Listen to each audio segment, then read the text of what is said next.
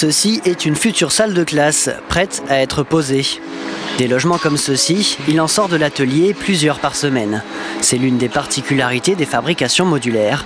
Tout est réalisé sur place. Le processus commence ici. Avec son casque d'astronaute pour protéger ses yeux et ses poumons, Wilfried assemble ce qui deviendra le plancher et le toit du bâtiment. Alors moi je fais les planchers, les toits, je prends les longerons. En fait là c'est la première étape. Il y a le plan qui arrive ici, je suis les plans et puis s'il y a des modifs à faire, je les fais ici parce que c'est l'étape la plus importante. C'est moi qui pose la première pierre. Si c'est mal fait, les autres, ça va pousser le temps.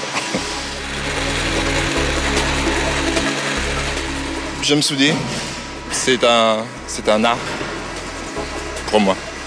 C'est un art et puis j'aime ça. Je m'amuse en fait. Je travaille mais en m'amusant.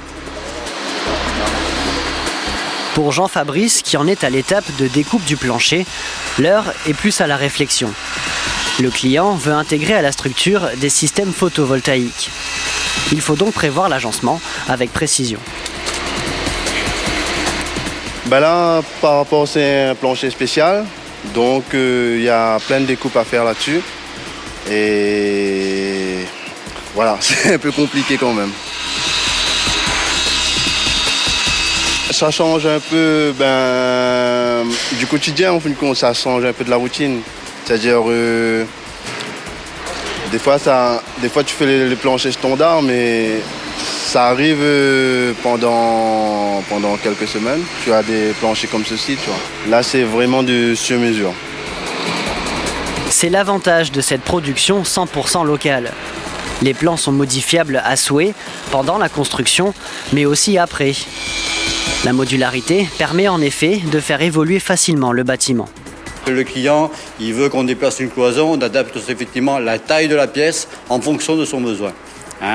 Une fenêtre, une clim, une cloison, un guichet.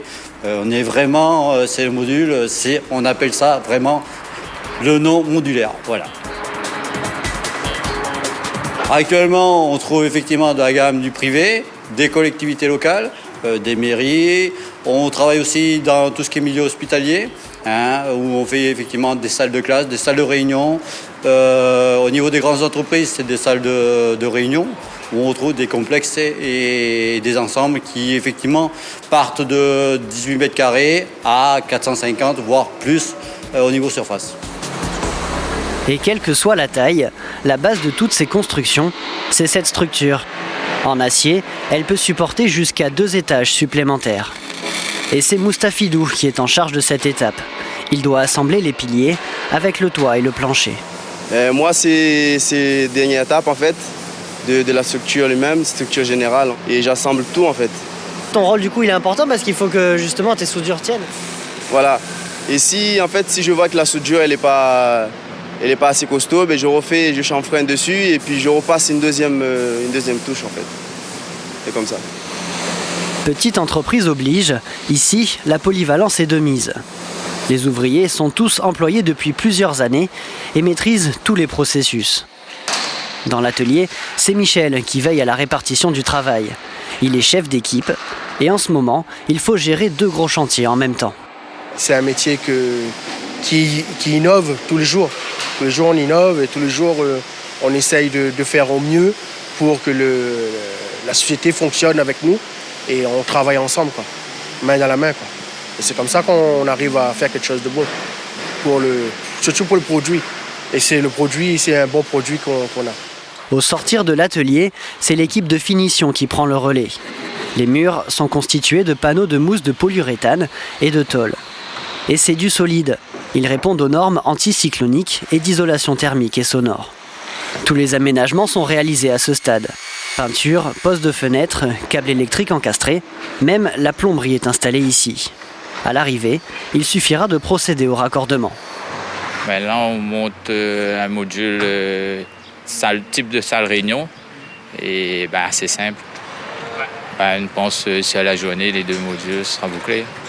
Il y a des électriciens, des plombiers, des finisseurs, on va dire. Hein. C'est tout ce qui dit huisserie, menuiserie et finition, couvre-joint, des trucs comme ça. Depuis sa création en 1997, l'entreprise basait l'essentiel de ses commandes sur les grands chantiers. Mais avec la crise du BTP, l'heure est à l'évolution. En s'appuyant sur la rapidité de production et son faible coût, la société souhaite maintenant se lancer dans la construction de logements sociaux. D'un point de vue du modulaire, ça nécessite des aménagements et des innovations de manière à permettre d'obtenir un concept architecturé qui donne un cachet esthétique aux bâtiments modulaires classiques. C'est-à-dire travailler sur l'habillage Entre autres, travailler sur les habillages extérieurs, aussi bien extérieurs qu'intérieurs.